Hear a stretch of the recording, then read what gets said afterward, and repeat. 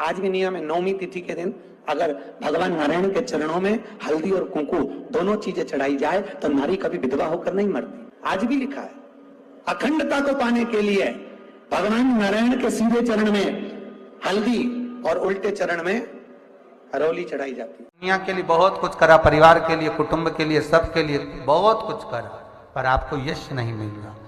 तो बेलपत्री के पेड़ के नीचे हल्दी का शिवलिंग का निर्माण करो।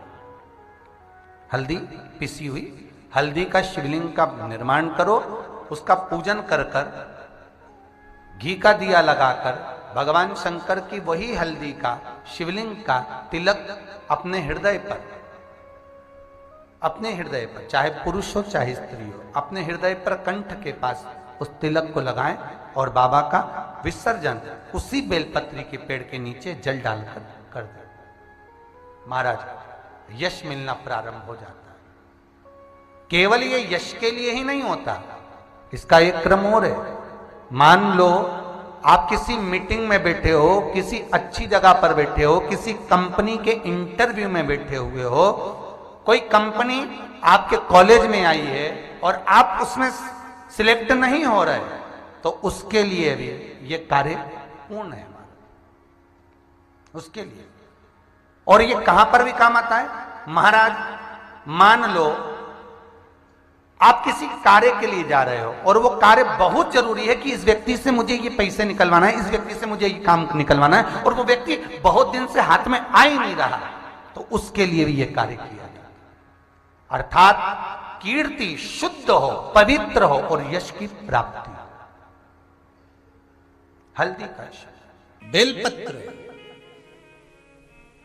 चढ़ाने का भी एक तरीका होता है, समझ में आता है। सीधा बेलपत्र और उल्टा बेलपत्र समझ लेना, बहुत अच्छे से समझिएगा।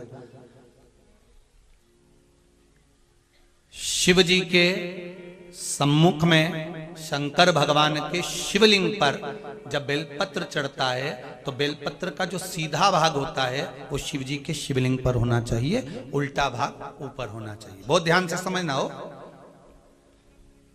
जब नंदीश्वर को बेलपत्र चढ़ाते हो, नंदी जो बाहर होता है उसको बेलपत्र चढ़ाते हो, तो नंदी को दो जगह बेलपत्र चढ़ती है, आपको ध्यान में होगा।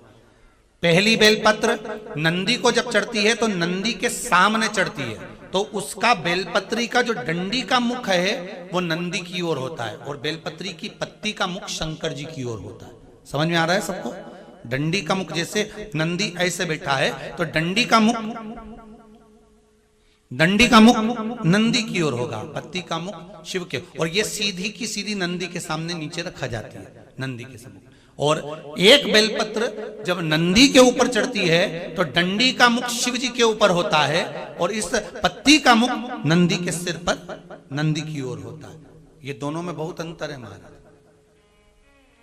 जैसे कोई बच्चा कोई कंपटीशन एग्जाम के लिए जा रहा हो या कोई परीक्षा देने के लिए जा रहा हो और पढ़ाई करे, स्मरण करे, तैयारी करे, वो अपनी जगह पर है। और ऐसा नहीं होता कि बच्चे पढ़ते नहीं है या तैयारी नहीं करते हैं। इसके बाद भी अगर उनका इंटरव्यू में पास नहीं होते या एग्जाम में पास नहीं होते तो उसके लिए ये दोनों बेलपत्री बड़ी काम करती है। बहुत ध्यान देना। जो नंदी के सामने बेलपत्र रखकर जाना, शिव जी के सम्मुख में बेलपत्र रखकर जाना, मतलब नंदी के सम्मुख में जब रखाएगी तो डंडी जम के बोली है कहाँ होना चाहिए, नंदी की ओर, और जब ऊपर रखाएगी तो डंडी शिव की ओर हो। ये दो बेलपत्र रखकर शिव जी का स्मरण कर कर जाएं, कार्य सफलता की ओर बढ़ता है। कोई काम के लिए आप जा रहे हैं तो उसमें सफलता मिल जाती है, उसमें सफलता प्राप्त हो। शिव जी को बेलपत्र चढ़ा रहे हो, जो चिकना भाग है, सीधा भाग शिव जी के ऊपर, शंकर भगवान के ऊपर।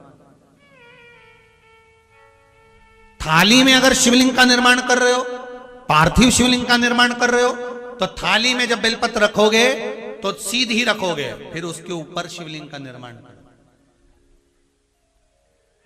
अगर आप निर्माण करते हैं पार्थिव शिवलिंग का और बनाते हैं, उंदकेश्वर महादेव को सबसे ज्यादा कोई चीज चढ़ती है तो सफेद पुष्प चढ़ता है। कौन सा पुष्प चढ़ता है? जम के बोलिए जरा। सफेद पुष्प। इसलिए निवेदन है, महालक्ष्मी पूजन करने वालों, लक्ष्मी जी की पूजन करने वालों, माता लक्ष्मी का स्मरण करने वालों, थोड़ा सावधानी से स्मरण करिएगा।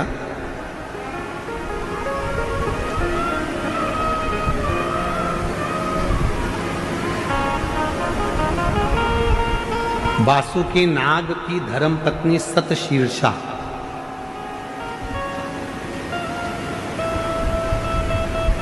कौन की पत्नी है? सतशीर्षा, वासुकी नाग की पत्नी सतशीर्षा। शिव जी के गले में जो नाग पड़ा रहता है, शंकर जी के गले में जो सर्प होता है, उसकी पत्नी का नाम है सतशीर्षा। बोलो जरा, नाम बोलो, आवाज नहीं आई। सतशीर्षा ये वासुकी नाग की धर्म पत्नी है, जो शंकर जी के गले में नाग पड़ा है उसकी धर्म पत्नी।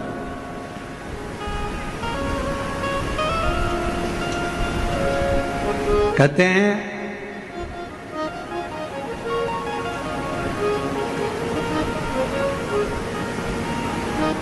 जब गर्भाशय के अंदर,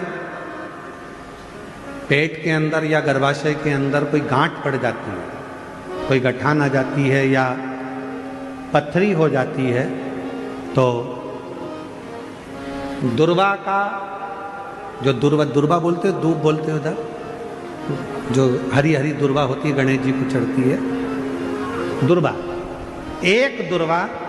एक बेलपत्र शिव जी के शिवलिंग पर चढ़ाकर वासुकी नाग का स्मरण कर कर सतशीर्षा माता का नाम लेकर यदि प्रातः के समय पर वो बेलपत्र और वो दुर्वा खाना प्रारंभ करा जाए तो लगभग 20 से 22 दिन लगते हैं, और गर्भाशय में कोई गठान हो, पथरी हो, तो वो धीरे धीरे गलना प्रारंभ कर देती है।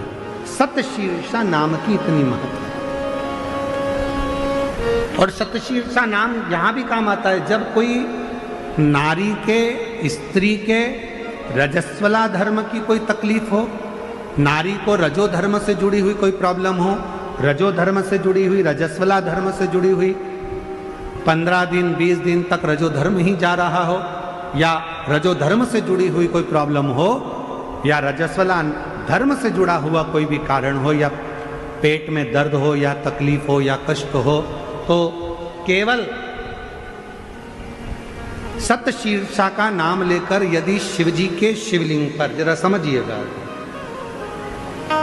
जैसे ये शिवलिंग है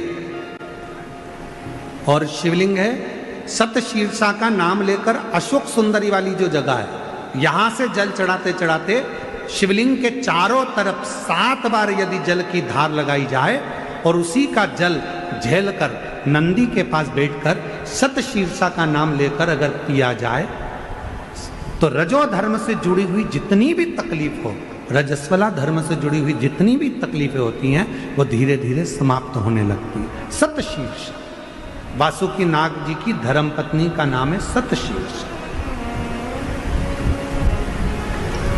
शिव की बड़ी उपासक है सतशीर्षा।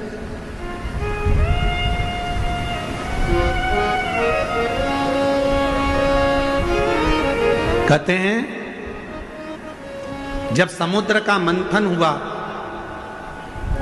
देवता और राक्षसों ने मिलकर मंथन करा और वासुकी नाग की नेति बनाकर, सुमेरु पर्वत की रई बनाकर जब मंथन करना प्रारंभ करा कच्छप भगवान की पीठ पर, और मंथन करते करते जब सब लक्ष्मी, माणिक, मोती, ऐरावत, अप्सरा, गंधर्व सब आनंदित, विष, अमृत सब निकल गया, तब आखिरी में जो नेति थी वासुकी नाग थे, उनको ले जाकर एक कोने में डाल दिया। घिसते घिसते वासुकी नाग का पूरा शरीर बेकार हो चुका था।